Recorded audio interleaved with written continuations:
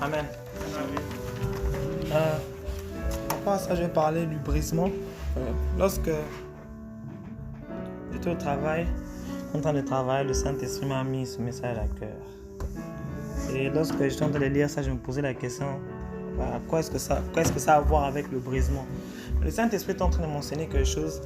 Je voyais un homme qui était en train de chercher à voir qui était Jésus. Un homme qui était comme nous en fait, qui voulait découvrir la personne de Jésus. Donc il a essayé de faire un truc que même beaucoup d'entre nous n'avaient pas pu faire. Tellement il désirait voir Jésus, il est arrivé à monter jusqu'au pouvoir Jésus en fait. Et lorsque j'étais en train de voir ça, je voyais l'image en fait de nous en fait.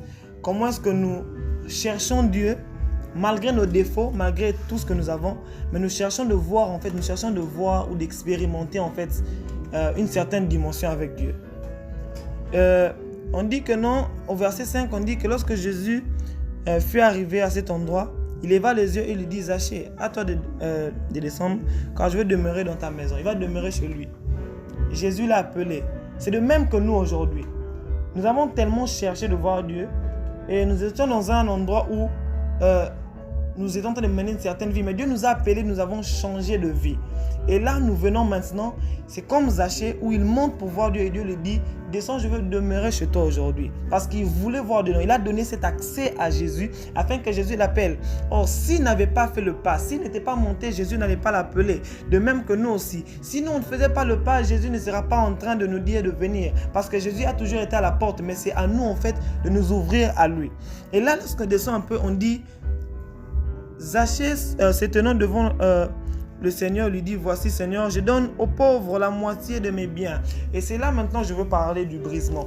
Vous savez, le brisement, Dieu ne peut pas nous briser lorsque nous ne le désirons pas en fait. Si c'était le cas, Dieu sera en train de briser tous les chrétiens qui seraient en train de recevoir Christ dans leur vie. Or, le brisement dépend de nous, de la manière dont nous sommes en train d'accepter la chose. Le plus important, c'est d'accepter Christ. Mais lorsqu'il vient au jugement, lorsqu'il vient au brisement, c'est à nous d'accepter d'être brisés. Lorsque je parle d'accepter, je ne parle pas d'accepter Christ. Je parle de reconnaître les fautes ou de reconnaître les défauts que nous avons en nous. Au moment où tu ne reconnais pas le défaut que tu as en toi, Dieu ne sera pas en train de te briser. Parce qu'il dit que je me tiens à la porte et je frappe. C'est seulement au moment que tu ouvres que je serai en train d'entrer. Et lorsque toi, tu ne reconnais pas ce que tu ne reconnais pas le toi là que tu as, Dieu ne sera pas en train de te briser. Il n'y a pas une personne que Dieu a brisée sans pourtant que cette personne donne l'accès à Dieu. Parce que beaucoup de ces personnes, même dans la Bible, qui ont marché avec des défauts, parce qu'il y a une différence entre recevoir Christ et être brisé par Christ. Lorsque tu reçois Christ, tu l'acceptes dans ta vie comme Seigneur et Sauveur. Mais lorsque tu dois briser, lorsque tu désires être brisé, tu dois d'abord reconnaître le défaut que tu as en toi. Et à cet instant-là, Dieu sera en train maintenant de se manifester dans ta vie. Jésus là a dit que non, aujourd'hui le salut est en train dans ta maison. Non pas parce qu'il a dit qu'il a reçu Christ, mais parce qu'il a reconnu qu'il avait le fait, il avait quelque chose des gens qui devaient remettre. C'est aussi de même que nous. Tu ne peux pas désirer le brisement si tu as encore ces choses en toi, si tu désires encore ces péchés. Non, le brisement va se passer lorsque tu seras en train de désirer de changer. Aussi longtemps que tu ne désires pas de changer, Dieu ne va jamais te briser. Dieu ne peut pas te briser lorsque tu désires de faire la même chose. Non, Dieu te brise au moment où tu reconnais ta faute, tu reconnais que ce péché-là, c'est un péché chéri, ou bien cette chose-là que tu as en toi, cette colère que tu as en toi n'est pas bonne, et c'est à ce moment-là que Dieu sera en train de te briser. Aussi longtemps que tu ne reconnais pas que ce que tu fais est mal, Dieu ne sera pas en train de te briser. De même que Zachée, il a reconnu tout ce qu'il avait, il a reconnu qu'il avait des choses qu'il devait remettre, il a dit que non, je vais donner. Au moment où tu acceptes que ce que tu as en toi n'est pas de Dieu, c'est à ce moment-là que Dieu sera en train de te briser. Nous devons comprendre que nous sommes arrivés à un niveau où nous devons maintenant reconnaître d'abord que nous avons certains défauts afin que Dieu vienne nous briser. Nous devons reconnaître que nous avons des choses que nous devons changer dans notre vie afin que Dieu nous brise. Aussi longtemps qu'on ne reconnaît pas ça, aussi longtemps que tu trouves cela normal, Dieu ne sera pas en train de te briser. Le brisement n'arrive que lorsque tu désires d'être changé. Le brisement n'arrive que lorsque tu désires, tu dis à Dieu avec tout ton cœur que Seigneur, je veux être changé par une certaine chose, et Dieu sera en train de te changer, de te briser. Si tu ne désires pas ça, Dieu ne sera pas en train de te briser, parce que si Dieu devait nous briser, si Dieu c'est en train de briser tout chrétien. Nous ne devons pas avoir le nous, là, le moi là en nous. Nous ne devons pas l'avoir. Or, tous, nous avons des défauts. Tous, nous avons certaines choses que nous devons abandonner. Et c'est à nous de désirer que Dieu vienne nous briser. Nous sommes tellement accablés sur le fait de faire les choses que les gens voient au lieu d'abord de se focaliser sur notre propre vie. Le plus important, c'est d'abord de voir d'abord ta vie. Parce que j'aimerais vous dire ceci, on peut tout faire. Le fait de prophétiser sur la vie de quelqu'un, le fait de prier pour quelqu'un, le fait d'aller à l'église, Dieu n'a aucun intérêt dans toutes ces choses. Le plus intérêt, Dieu cherche des personnes qu'il adore en esprit et en vérité. Ce sont des genres de personnes que Dieu cherche. Or, en réalité, nous pouvons tout faire, tout ce que nous pouvons faire sur la terre, mais Dieu n'a aucun intérêt dans ça. On peut bien venir ici tous les jours, les mardis. Lorsqu'on prie, on demande au Seigneur de nous changer. Lorsqu'on prie, on demande au Seigneur de changer notre vie. Dieu n'a pas d'intérêt dans ce que nous sommes en train de demander. On est plus focalisé sur le nous en fait. Mais lorsque tu es en train de partir devant de Dieu, tu dis Seigneur, je veux être brisé pour te ressembler. À cet instant-là, Dieu voit son intérêt parce que tu cherches à le ressembler. Mais au moment où tu viens ici en ce lieu pour commencer à prier pour les gens, même si tu priais pour 1000 personnes, c'est là, Dieu ne trouve pas son intérêt dans ça. Parce que tu peux bien prier pour les gens, mais tout ce que tu es en train de faire, tu es en train de faire pour les hommes, tu ne le fais pas pour Dieu. Il y a une différence entre faire quelque chose pour Dieu et faire quelque chose pour les hommes. Lorsque tu te réveilles le matin, tu remercies Dieu. Dieu n'a rien à gagner dans ça. Tu es en train de le remercier pour la vie qu'il t'a donnée. Mais lorsque tu te réveilles un matin pour commencer à adorer Dieu, Dieu trouve son intérêt parce que tu es en train de l'adorer lui. Lorsque tu te réveilles un matin, même si je dois prier pour Gauthier, je dois prier pour Mel, je suis en train de prier pour eux. Or, toutes ces choses, Dieu n'a pas d'intérêt dans tout ce que je suis en train de faire. Je fais une bonne chose, mais Dieu ne trouve pas son intérêt dedans. Nous devons faire des choses dans lesquelles Dieu trouve son intérêt. Des choses comme aller prêcher l'évangile pour que les gens soient sauvés. Des choses comme se mettre devant la présence de Dieu et dire Seigneur, transforme-moi pour que je te ressemble. Parce qu'il n'y a rien qui est plus important que le brisement. Parce que tu ne peux pas entrer au royaume des cieux avec des choses qui te retiennent. On dit que non, là, celui qui se rabaisse sera élevé. Or, on est en train de parler d'une personne qui reconnaît ses fautes, qui reconnaît qu'il doit être brisé afin que Dieu soit en train de l'élever. Et lorsque tu ne reconnais pas son toi, lorsque tu te dis que tu es meilleur que les autres, tu es en train de dévier en fait. C'est pour ça que j'aimerais vous demander que nous soyons focalisés sur ce qui est important. Le plus important, c'est de ressembler à Christ. Le plus important, c'est de faire des choses dans lesquelles Dieu trouve son intérêt. Même si tu dois lire toute la Bible aujourd'hui pour maîtriser la Bible, Dieu n'a rien à gagner dans le fait que tu maîtrises toute la Bible. Dieu n'a rien à gagner dans ça. Le fait de lire la Bible, c'est pour ton propre intérêt. Dieu n'a rien à voir dans ça. Nous devons maintenant arriver dans une autre dimension. Dieu n'a jamais dit qu'il cherchait des intercesseurs. Dieu n'a jamais dit qu'il cherchait des pasteurs. Il n'a jamais dit qu'il cherchait des prophètes. Mais il a dit qu'il cherche des gens qu'il adore en esprit et en vérité. Des personnes qui ont la capacité de se connecter à lui et de reconnaître que lui seul est Dieu. Les 24 vieillards assis autour du trône, qui ont vu tout ce que Dieu a pu faire, qui ont vu toutes sortes de miracles, qui ont vu toutes sortes de prodiges. Mais on dit que les 24 vieillards devant Dieu, ils jettent leur couronne pour crier seulement Saint, Saint et Saint. Parce qu'ils sont en train de reconnaître la sainteté de Dieu. Nous aussi, nous devons arriver à un niveau où nous sommes en train d'adorer Dieu pour ce qu'il est. Ne nous focalisons pas seulement sur le fait que nous soyons vus, ou bien sur le fait, sur nos propres intérêts. Non, focalisons-nous aussi sur les intérêts de Dieu. C'est d'abord Dieu qui doit être au centre de tout. C'est d'abord Christ qui doit être au centre de tout. Lorsque Christ n'est pas au centre de tout, nous sommes en train de tourner en rond. Nous vivons pour un seul but. Nous devons être le genre de personnes qui vivent pour plaire à Dieu. Nous devons plaire à Dieu dans tout ce que nous sommes en train de faire. Maintenant, nous serons en train de désirer que Dieu nous aide, que Dieu soit en train de nous briser. Mais avant que Dieu nous brise, nous serons en train d'abord de prier, de demander à Dieu qui nous aide d'abord à reconnaître nos fautes, de reconnaître le moi là que nous avons en nous. Et après quoi viendra maintenant le brisement. Aussi longtemps tu ne reconnais pas que tu as quelque chose qui doit être brisé en toi, aussi longtemps que ce que tu fais tu trouves normal, Dieu ne va jamais te briser. Dieu commence à briser que lorsque tu reconnais d'abord. Nous devons maintenant apprendre à reconnaître. La Bible dit Celui qui cache ses transgressions ne prospère point, mais celui qui les avoue et les délaisse obtient miséricorde. C'est lui seulement qui les avoue. Donc nous maintenant, nous devons reconnaître que nous avons certains défauts en nous que nous devons changer et nous serons en train de demander à Dieu de commencer maintenant à nous briser. Amen.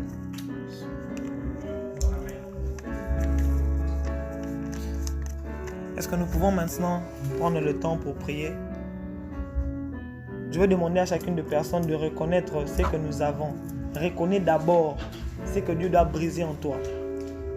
Reconnais qu'il y a des choses qui doivent être changées en toi. Et après, maintenant, demande au Seigneur de te briser. Demande au Seigneur de t'aider. Le moment est arrivé. Ne rate pas ce moment. Ne rate pas cet instant. Parce que le lendemain ne t'appartient pas. Le Seigneur est présent en ce lieu. Alors ne rate pas cette occasion. Désire. Reconnais. Et commence maintenant à demander à Dieu de t'aider. Afin que tu sois brisé. Demande au Seigneur de te briser. Père, je prie en cet instant. Père, je prie en ce moment. Père, je reconnais mes défauts. Je veux être rabaissé afin que toi seul tu sois élevé. C'est tout ce que je veux, c'est tout ce que je désire en cet instant. Je veux être rabaissé afin que toi seul tu sois élevé. Ah Père, je ne veux pas être vu, mais je veux que toi tu sois vu au travers de moi. Je reconnais Père éternel, je reconnais mes erreurs, je reconnais Père qu'il y a des choses que tu dois briser en moi. Et maintenant je te désire, je te demande Père de m'aider.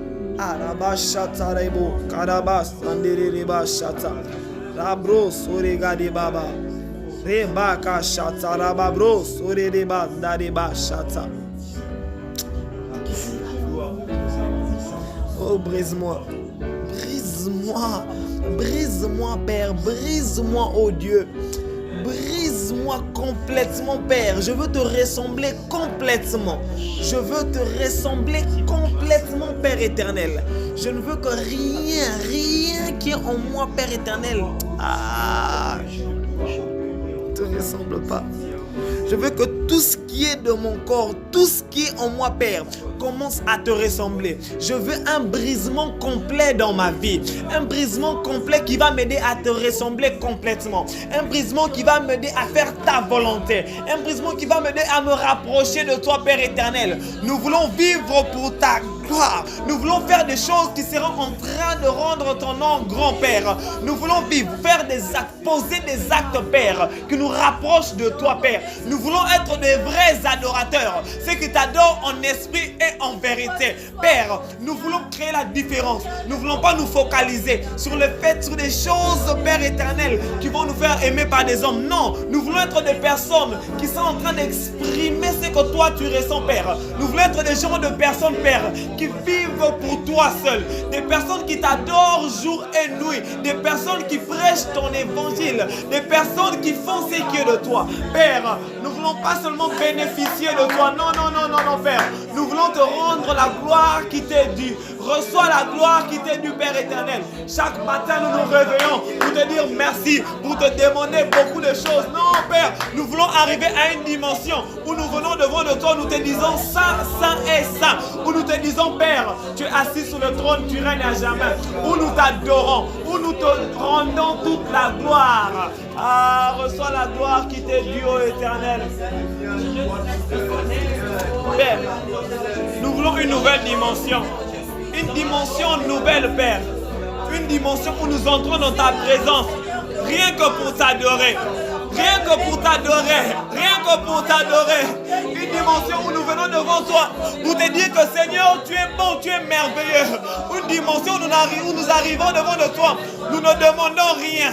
Nous sommes en train que de t'adorer. Nous t'adorons en esprit et en vérité. Une dimension où, Père, où nous venons devant de toi pour te dire que tu es assis sur le trône. Toi seul es saint, il n'y a personne comme toi. Et oh Emmanuel, roi de gloire. Une dimension, Père, où nous ne demandons rien. Une dimension où nous venons juste pour exprimer ce que nous ressentons pour toi. Une dimension d'amour. Une dimension d'amour. Arabashata baba baba baba. Regardez baba, sandere bo, chetere baba. Rokore babre, shendere babro, sore baba, chata baba baba. C'est cette dimension que nous voulons. Cette dimension que nous voulons. Cette dimension sainte. Cette dimension parfaite, ta dimension.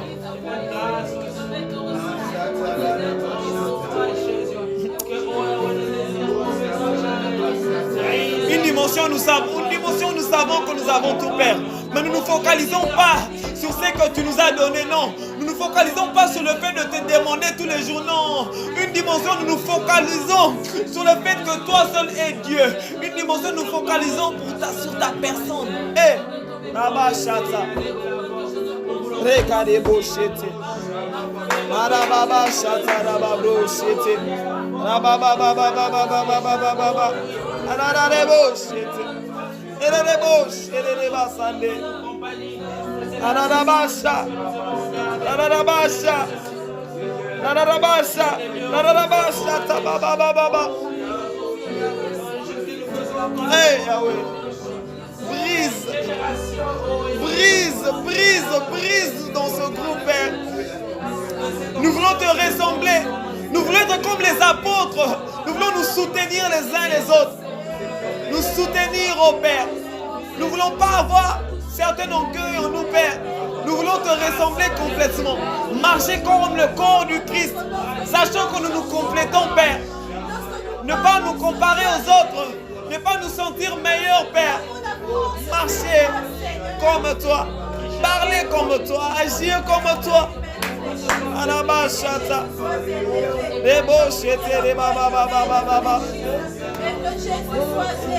Mais en nous cette humilité, cette simplicité. Cette simplicité. Arabashata. Rekarabasha. Rokore baba baba. Regare babro sondere bashata. Lagare baba. Reboshete ba. Bare bandere boshe. Arababa baba baba baba baba baba baba baba. Kari babo sondere basha. Sabre bore baba de bashate. Rekare bandere basha. Zobore baba bre sande.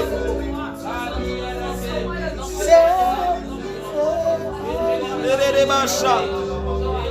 Anana anana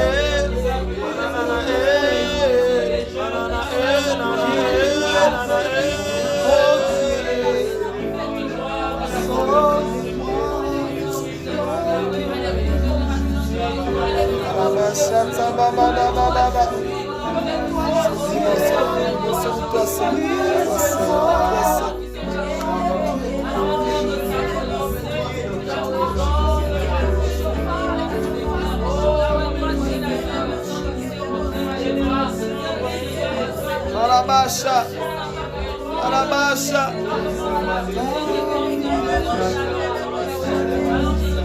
Ebarebo, Sotori Baba. Yes.